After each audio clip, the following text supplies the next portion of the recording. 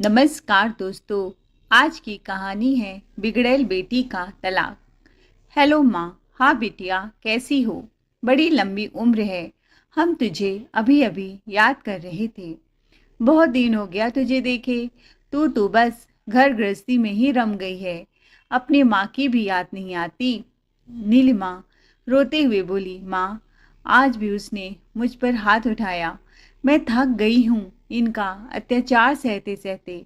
अब नहीं सह सकती। बहुत हो गया। हुआ क्या बिटिया, पहले बता तो। माँ, मेरी हर छोटी बड़ी गलती पर ये पूरे परिवार के सामने बेइज्जती करने लगते हैं। मैं भी इंसान हूँ। मेरी कोई हैसियत ही नहीं है इस घर में। तू सही कह रही है। किसी की भी चिंता करने की जरूरत नहीं है। 2-4 दिन में ही इन लोगों की हवा टाइट हो जाएगी। देखना फिर। और अगर न भी लगी तो तलाक का रास्ता तो खुला है ना। बहुत सह लिया तूने, अब और नहीं। माँ मीरा उसे दिलासा दे रही थी। नीलिमा हिचकियाँ लेकर रोती रही और फिर फोन रखकर अपना सामान पैक करने लगी। रोहित उसे सामान पैक करते हुए देखकर बोला, कहाँ की तैयारी है? आपसे मतलब? आपने मुझे कभी बताया कि आप कब और कहाँ जाते हैं? अपनी फैमिली के सामने मुझे बेइज्जत करते समय सोचते हो कि मैं तुम्हारी बीबी हूँ, कोई काम वाली बाई नहीं। पति देव बीबी भी इंसान है, कोई रोबोट नहीं जो आपके इशारों पर चलती रहे। बस करो रोहित, अब पानी सर से ऊपर जा चुका है। अब मैं एक पल के लिए यहाँ नहीं रहूँगी। अगर मैं तुम्हें इतना ही खटकती थी, पसंद नहीं थी, तो क्यों ब्याह के लाए? मैंने क्या कोई जोर जबरदस्ती की थी? नीलिमा, अब बात बढ़ाओ मत। यह हमारा परिवार है। नीलिमा तुम्हें तुम्हारी गलतियों के लिए डांट रहा था। तुमने बाबूजी से बहस न की होती तो मुझे गुस्सा नहीं आता। तुम मुझे उकसा रही थी। वो बहुत देर तक उसे मनाने की कोशिश में लगा रहा, पर नीलिमा तो जैसे कसम खाकर बैठी थी। कब ऑटो किया, कब बाहर निकली, कब ट्रेन में बैठी, उसे कुछ होश नहीं। बस इतना याद है कि रोहित बहुत देर तक उसे देखता रहा जाते हुए। गुस्से में उसके सोचने समझने की शक्ति जैसे छीन सी ली थी। माँ के कहे शब्द उसके कानों में गूंज रहे थे। तू चली आ बिटिया मायके, बहुत सह चुकी। रोहित से उसकी शादी हुई 2 साल हो चुके थे। रोहित अपने माता पिता का एकमात्र बेटा था। नीलिमा अपने घर में तीनों भाइयों की इकलौती बहन थी और बेहद लाडली भी थी।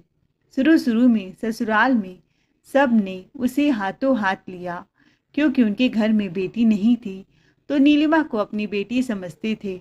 उसी को प्यार दुलार देते थे, जिसे वह ससुराल में भी सिर चढ़ के रहने लगी।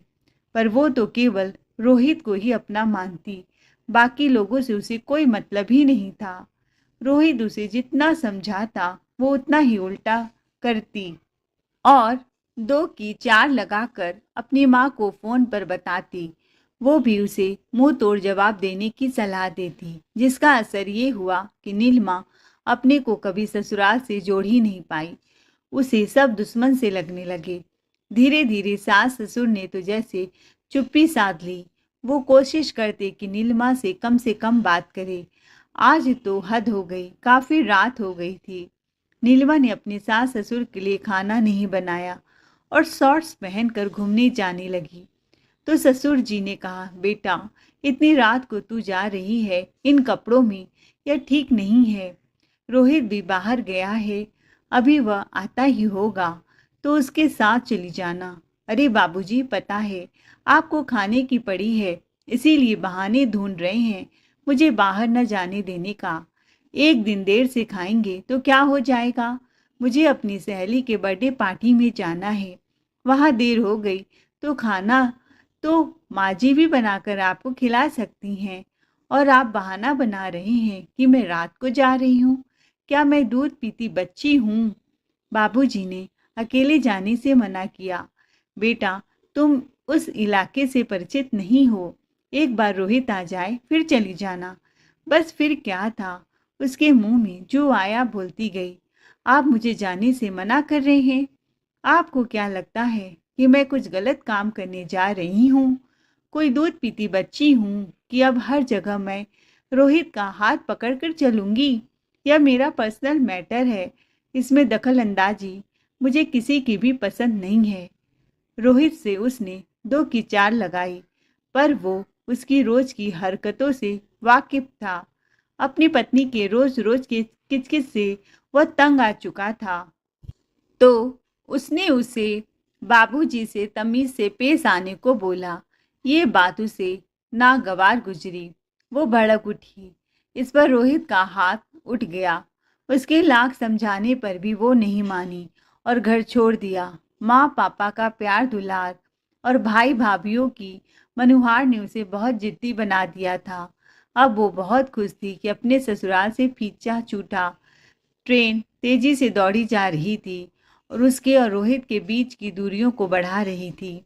2-3 बार रोहित की कॉल को उसने रिजेक्ट कर दिया, पर माँ उन्होंने उसे कॉल क्यों नहीं की, जबकि वो जानती हैं कि वो आ रही है। गुस्सा शांत होने पर उसे अब रोहित की याद भी आने लगी थी, पर उसने वापस न जाने का इरादा किया। देखते देखते वो अपने मायके की जमीन पर थी, जहां उसे लेने कोई नहीं आया था, जो उसके लिए बहुत आश्चर्य की बात थी। स्टेशन से घर तक जाने के लिए उसने ऑटो लिया। रास्ते में बड़ी सी कोठी के पास से गुजरते समय उसे आंटी जी की याद आ गई। आज शायद कुछ है, कोठी में बड़ी रौनक दिख रही है। नीलिमा ने सोचा, घर जाकर माँ से पूछेगी। घर के दरवाजे बंद थे। नीलिमा का दिल तेजी से धड़क गया। बहुत दरवाजा पीटने के बाद दरवाजा खुला। किसी अनहोनी की आशंका घिरी हुई वो घर के अंदर दाखिल हुई। पहले जब भी आती थी तो तीनों में से कोई न कोई भाई उसे लेने जरूर स्टेशन जाता था। आज क्या बात है, घर के दरवाजे बंद थे। नीलिमा का दिल तेजी से धड़क गया। अंदर का माहौल भी खिंचा खिंचा सा था। दोनों छोटू भाभीियों ने उसे देखकर फीकी सी मुस्कान फेंकी और अपने कमरे की तरफ चल दी। बड़ी भाभी उससे मिलने नहीं आई। रामू काका ने बैठने को बोला। बात क्या है काका, क्या हुआ है सबको? पहले तो घर के आंगन से तीनों भाभीियों की हंसी की आवाज़ गूंजा करती थी, और आज दोनों भाभी मुझे देखकर भी मिलने नहीं आई। यहाँ तक कि मुझे लेने भी कोई नहीं आया। कुछ नहीं नीलिमा बिटिया, तू अभी थक कर आई है। जा बिटिया, माँ पापा तेरा इंतजार कर रही हैं। बाद में बातें होती रहेंगी। बड़ी भाभी उससे उम्र में बहुत बड़ी थी। वो उन्हें माँ की तरह ही प्यार करती थी। थोड़ी देर में ही वो समझ गई कि रिश्तों में दरार आ चुकी है। इस बात का सबूत आंगन में 3-3 किचन बता रहे थे। यही वो बात थी जो शायद काका उसे अपने मुंह से बताना नहीं चाह रहे थे। वो अपना बैग लेकर माँ के कमरे की तरफ चल दी, पर तभी एक और झटका लगा। बड़ी भाभी ने उसे छत पे बने कमरे की ओर इशारा करके वहां जाने को बोला। पर भाभी, माँ का कमरा तो नहीं नीलिमा, अब माँ पापा का कमरा ऊपर है। तू जा, मुझे भी बहुत काम है। ढेर सारे सवाल उसके मन में चल रहे थे। इतना सब हो गया और माँ ने मुझे बताया भी नहीं। एक मैं हूँ जो अपनी सारी बातें उनको शेयर करती हूँ। अभी जाकर माँ से पूछती हूँ। ऊपर पहुँचकर वो माँ के गले लग गई। इतना सब कहना था, पूछना था, पर कुछ बोलती इससे पहले ही माँ ने उसे चुप रहने का इशारा किया। तेरे पापा की तबीयत बहुत खराब है, अभी अभी मुश्किल से सोए हैं। हम बाद में बात करेंगे। अब तो तुम्हें हमेशा के लिए यहीं रहना है ना, तो आराम से सारी बातें करेंगे। मन की बात मन में ही रह गई। उसके लिए भाभी ने उसकी भतीजी के कमरे में बिस्तर लगा दिया। भतीजी प्रिया को भी अपने फ्रेंड से मोबाइल में चैट करने में परेशानी हो रही थी। उसने भी बुआ से कोई ज़्यादा बातचीत नहीं की, बस फॉर्मेलिटी के तौर पर हाय हेलो किया और अपने मोबाइल में व्यस्त हो गई। नीलिमा को बड़ा अजीब लगा, पर दिन भर की थकान और तनाव के कारण उसे कब नींद ने घेरा पता ही नहीं चला। दूसरे दिन नीचे से आई तेज आवाज़ों ने उसकी नींद तोड़ी। मंजली भाभी जोर जोर से रामू काका को चिल्ला रही थी कि हम तुझे पगार देते हैं ज़्यादा, फिर तू छोटी भाभी का हमसे पहले काम करता है। तेरी छुट्टी कर दूंगी। छोटी भाभी ने उन्हें खरी खोटी सुनाना शुरू कर दिया। पैसे का घमंड मत दिखाओ भाभी, मैं भी पैसे देती हूँ, कोई फ्री में काम नहीं करवाती। दोनों भाभीियों में सुबह सुबह घमासान युद्ध मच गया। नीलिमा अवाक सी खड़ी हुई देखती रह गई। ये लोग इस तरह कैसे कर सकते हैं? रिश्तों की कोई मर्यादा होती है कि नहीं? छोटी भाभी से अभी जाकर बात करती हूँ। वो गुस्से में नीचे को चल दी, पर माँ ने उसे बीच में रोक दिया। नीलिमा, ये उनका मसला है, तुझे बीच में पड़ने की जरूरत नहीं है। पर माँ, मर्यादा नाम की भी कोई चीज़ होती है या नहीं? अच्छा, माँ ने उसे देखा। उनकी अंतर्भेदी नज़रों से वो पानी पानी सी होकर वापस कमरे में चली गई। कहने को आज पहला ही दिन था उसका इस घर में, जहाँ उसने जन्म लिया था, जहाँ उसके माँ पापा थे, पर पता नहीं क्यों सबकी नज़रों में एक खालीपन सा था। उसका कमरा भी अब दूसरे भाई के हिस्से में चला गया था। अपना सामान लेकर अपने कमरे में चली गई। तभी उसकी दूसरी भाभी की सहेलियां आईं तो मझली भाभी बोली, दीदी आप किसी और रूम में भी रह सकती हैं, यहाँ मेरे मेहमान आने वाले हैं। माफ़ कीजिए दी, आपको कहते हुए अच्छा तो नहीं लग रहा है, लेकिन जब आप यहाँ हमेशा के लिए टिकने आई हैं तो आप अपना कहीं और किसी कमरे में व्यवस्था कर लीजिए, मेरा कमरा खाली कर दीजिए। पर भाभी, यह मेरा कमरा है, आपको तो पता है मुझे एसी में रहने की आदत है। हाँ हाँ, कहाँ की महारानी हैं आप दूसरे रूम में भी रह सकती हैं। बिना एसी के कमरे में रहने की आदत डाल लीजिए। बिल कौन भरेगा? पिताजी तो पहले ही बिस्तर पर पड़े हैं, अब खर्चा मत बढ़ाइए। आपका कमरा था, अब नहीं, यहाँ से जाए। और वो एक अनपेक्षित मेहमान की तरह आंखों में आंसू लिए अपनी भतीजी के कमरे में अपने बैग को एक जगह रखने की कोशिश में लगी हुई थी। पापा से कोई भी तनाव वाली बात न करे, ये हिदायत माँ और भाभी दोनों सुबह से 2 बार दे चुके थे। कहाँ तो उसने सोचा था कि वो पहुँचेगी तो तीनों भाई उसे सर आंखों पर ले लेंगे, और कहाँ ये सब देखने को मिल रहा है। बड़े भैया ने भी संक्षिप्त सी बातें की, जैसे मानो किसी को पड़ी ही नहीं है उसकी और न ही उसकी परेशानियों की। उसका सारा सोचा हुआ पानी में मिल गया। सब अपनी दिनचर्या में व्यस्त थे। माँ से कितनी सारी बातें करनी थी, पर वो भी मानो कुछ सुनना ही नहीं चाहती थी। अब उसे रह रहकर अपने घर और रोहित की याद आने लगी। नीलिमा ने पूछा, माँ ये कोठी क्यों सज रही है? कल रास्ते में आते हुए देखा। और बड़ी आंटी जी कैसी हैं? गोपाल के पोते की शादी है, उसी की तैयारी हो रही है, चलना है सबको। मैं तो शायद नहीं जा पाऊंगी, तेरे पापा की हालत ठीक नहीं है, पर तुम और बहुएं चले जाना। तेरी आंटी जी भी अब अपने दिन गिन रही हैं, कल जाओगी तो मिल लेना, पता नहीं कितने दिन की मेहमान है। अब माँ ने लंबी सांस लेकर कहा, नीलिमा बचपन से हॉस्टल में पढ़ी थी, पर जब गर्मियों की छुट्टियों में घर आती तो अपने पिता के दोस्त के घर जरूर जाती। गोपाल जी और उसके पिता रामलाल जी बचपन के दोस्त थे। आंटी जी गोपाल जी की ही बहन थी, जो अपने पति से तलाक लेकर भाई के घर में ही रहती थी। निसंतान थी आंटी जी। आंटी जी की पूरी दुनिया उनके भाई भतीजे ही थे। आंटी जी से नीलिमा को भी लगाव था। उनसे मिलने की इच्छा लिए वो सुबह ही कोठी में जाने की सोचने लगती है। दूसरे दिन सभी अपने में व्यस्त थे। तभी वो माँ के पास गई। माँ, आप सभी बिजी हैं और शादी तो शाम को है ना, मैं सोच रही हूँ कि थोड़ी देर के लिए आंटी जी के घर हो आऊँ। शाम को आंटी जी के पास बैठने का समय मिले न मिले। ठीक है बेटा, हो आओ, उन्हें भी अच्छा लगेगा और तुम्हारा भी मन बहल जाएगा। माँ से स्वीकृति लेकर वो आंटी के घर पहुँचती है, जहाँ शाम की तैयारियों में सभी लगे हुए हैं। गोपाल जी और बाकी लोगों से मिलकर वो आंटी जी का हाल पूछने उनके कमरे की तरफ चल देती है। बचपन से इस जगह आती है तो कोठी के चप्पे चप्पे से वाकिफ है। आंटी जी के कमरे में बड़ा सा ताला देखकर वो चौंक जाती है। तभी एक नौकर उसे आता हुआ दिखा। उसने रुककर आंटी जी के बारे में पूछा तो वो सकपकाया। फिर उसे ले जाकर नौकरों के तरफ वाले हिस्से में एक छोटे से कमरे में छोड़कर चला गया। आंटी जी यहाँ इस हॉल में वो रो पड़ी। टूटी सी चरपाई पर एक बेहद कमजोर काया पड़ी हुई थी। क्या स्थिति हो गई इनकी। उसने अपने बचपन में इस कोठी में उनका रुतबा देखा था और आज वो नौकरों के कमरे में। तभी उनकी खांसी से वो जैसे वर्तमान में आई।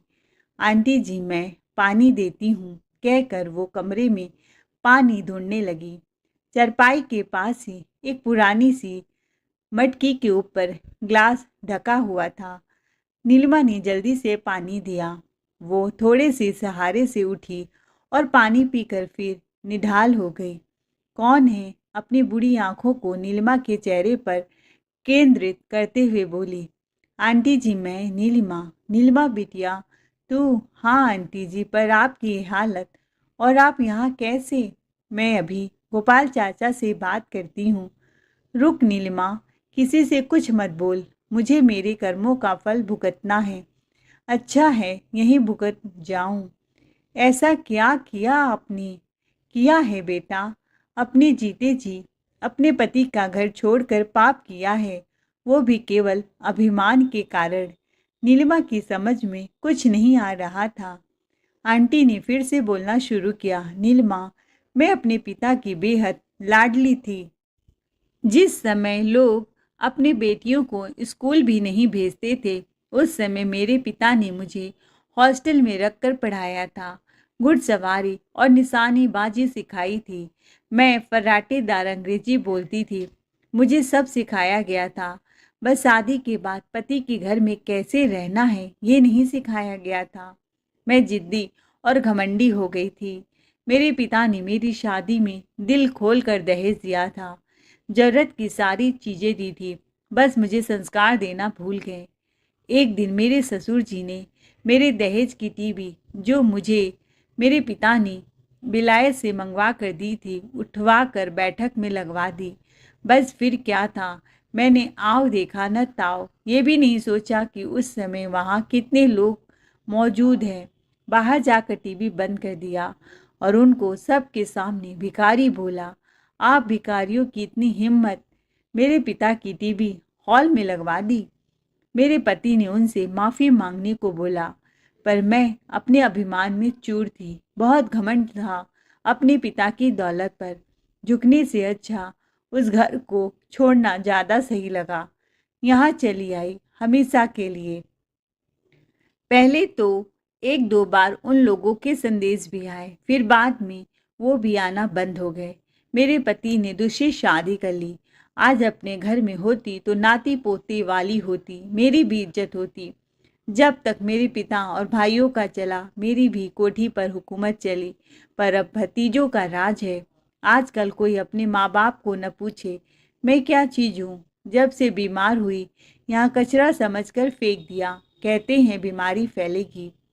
आंटी जी फिर से खांसने लगी थी। नीलिमा सन्न रह गई थी, क्या बोलती। वापस घर आ गई। शाम को बेमन से शादी में शामिल हुई, पर अब मन कहीं और था। रात में कब सोई पता नहीं चला। वो शीशे के सामने खड़ी है, एकदम से बूढ़ी हो गई है। सफ़ेद बाल, झुकी हुई कमर। ये जगह कौन सी है? Store room. यहाँ तो कबाड़ रखते हैं, वो यहाँ क्यों है? तेज खांसी आ रही है। पानी पानी, पसीने में लथपथ उसकी नींद खुल जाती है। क्या हुआ नीलिमा, कोई बुरा सपना देखा क्या? माँ उसे पानी देकर पूछती हैं। ओह हाँ नहीं, वो अभी भी पसीना पोंछ रही है। अच्छा सुन, तू जल्दी से फ्रेश हो जा, फिर अपना सामान स्टोर वाले कमरे में लगा ले। वो क्या है ना, अब तुम्हें यहीं रहना है तो अलग कमरा तो चाहिए ना। तो मैंने स्टोर रूम की सफाई करा दी है। आज से तू वहीं रहेगी। वो चौंक जाती हैं। कहाँ रोहित और उसका एसी वाला बेडरूम और कहाँ वो कचरे वाला स्टोर रूम। सुबह होते ही बड़ी मछली, छोटी भाभी तीनों आपस में फिर से शुरू हो जाती हैं। जिस घर में सुबह हंसी ठिठोली की आवाज़ आया करती थी, वहाँ महाभारत शुरू हो गया था। बड़ी भाभी कहती हैं, कल मैंने खाना दिया था मछली, आज तू माँ जी, पिताजी और नीलिमा को खाना बना दे। मैं क्या कोई चक्की हूँ जो हर समय पिसती रहूँ? मछली भाभी कहती हैं, भाभी मेरे सिर में दर्द है, बीमार हूँ, इसलिए मैं उनके नखरे नहीं उठा सकती। छोटी को बोल दीजिए। बड़ी भाभी ने कहा, घूमने के समय तो तुम्हारा तबीयत ठीक रहता है, लाली पाउडर पोत कर हमेशा घूमने चल देती हो, खाना देने के नाम पर बीमारी का बहाना ढूंढ लेती हो। शोर सुनकर मझले भाई बाहर आते हैं। क्या हुआ भाभी? बेचारी सही कह रही है, पूरा घर उसके पीछे क्यों पड़ जाता है? छोटे भाई की बीबी खाना दे सकती है। देवर जी, जरा सी बात पर आप बीच में लड़ने क्यों आ जाते हैं? मेरी बीबी को बोलेंगी तो मैं तो नहीं सुन सकता। वह खाना नहीं देगी माँ, बाबूजी और नीलिमा को। नीलिमा यह सब देख रही थी, उससे रहा नहीं गया। वह तुरंत सीढ़ी से उतर कर नीचे आती है। भाई, आप क्या कह रहे हैं? पिताजी की तबीयत सही नहीं है और मझली भाभी खाना देने से मना कर रही हैं।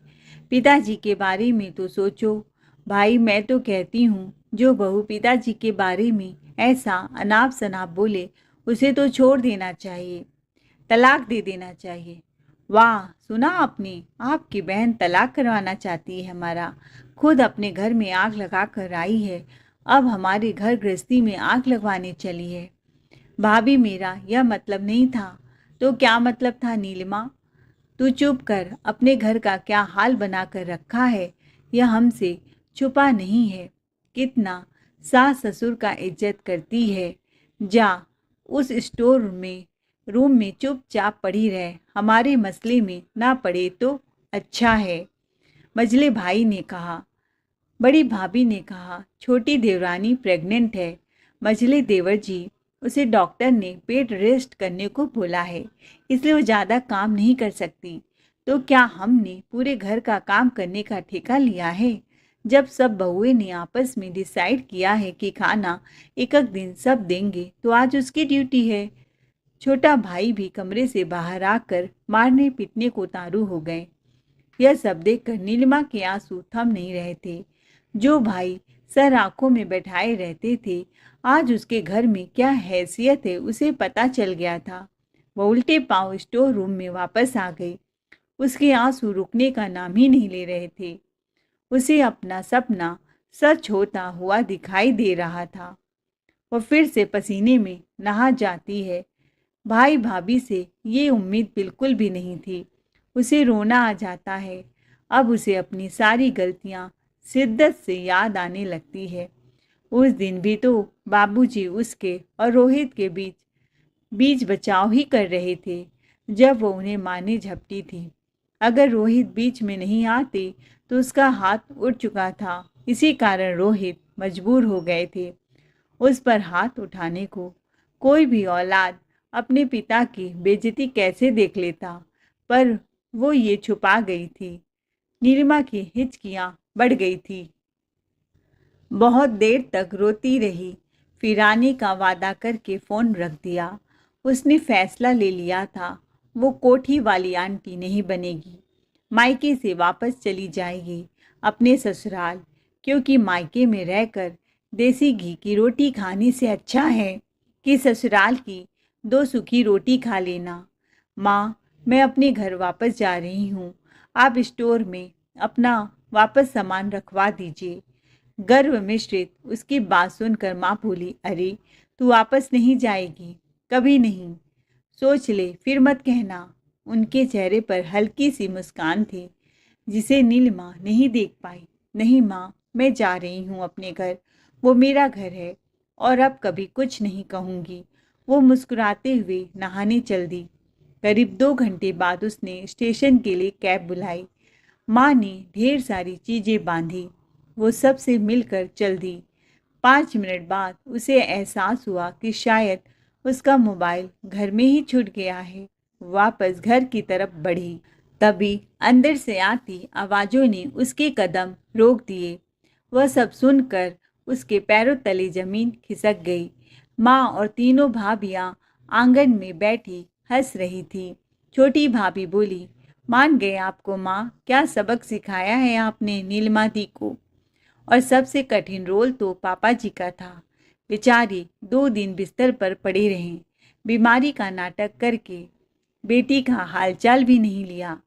क्या करती मैं अगर उनका बस चलता तो अपनी लाडली को पहले ही दिन सब सच बता देते और वो कभी वापस नहीं जाती। इसीलिए उनसे दूर रखना ही ठीक था। मैं नीलिमा को जानती हूँ, वो जिद्दी है। जब तक उसे सामने से कोई चीज़ न दिखाओ समझती नहीं है। इसीलिए मायके का ये रूप भी दिखाना जरूरी था। एक ही दिन में 2 किचन बनाना और तुम सब का इस तरह एक दूसरे से लड़ना भी तो हमारी योजना का हिस्सा ही था। पर बेचारी नीलिमा दी, हम सब ने उनके साथ सही नहीं किया।